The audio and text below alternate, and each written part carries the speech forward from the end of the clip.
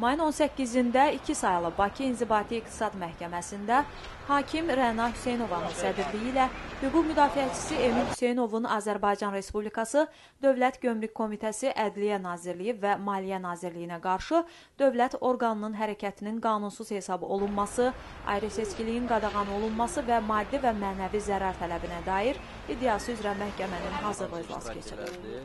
Prosesdə iddiaçı Emin Hüseynov Cavabdeh Gömrük Komitəsinin nümayəndəsi Sadıqov Müşfiq, Ədliyyə Nazirliyi Ekspertiza Mərkəzinin nümayəndəsi Həbibov Etimad və Maliyyə Nazirliyinin nümayəndəsi Nəsibov Samir iştirak edib.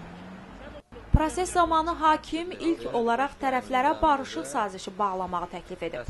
İddiaçı Emin Hüseynov yalnız Gömrük Komitəsi tərəfindən qanunsuz götürülmüş əşyalar geri qaytarıldığı, qanun pozuntusuna yol vermiş Gömrük Komitəsi əməkdaşları barədə ölçü götürüldüyü Ədliyyə Nazirliyinin Ekspertiza Mərkəzi tərəfindən verilmiş rəy əsassız hesab edildiyi, etiraf edildiyi və hər iki cavabdeh tərəfdən üzr istənildiyi halda barışıq sazişi bağlana biləcəyini bildirib. Bundan başqa, Emin Hüseynov prosesdə iştirak edən Ədliyyə Nazirliyi Məhkəmə Ekspertiza Mərkəzinin eksperti Etimad Həbibovdan maraqlı şəxs olduğundan prosesdə nümayəndə qismində iştirak etməsinə etirazını bildirib. Hakim isə öz növbəsində Məhkəmə Ekspertiza Mərkəzinin cavabdeh qismində tanınıb, tanınmaması məsələsini tərəflərin qarşısında qaldırıb. Məsələ növbəti prosesə qədər açıq qalıb. Proses zamanı hakim iddia ərizəsi üzrə cavabdeh qismində qeyd edilmiş Maliyyə Nazirliyindən onlara qarşı verilmiş iddia üzrə münasibətlərini bildirməyi tələb edib.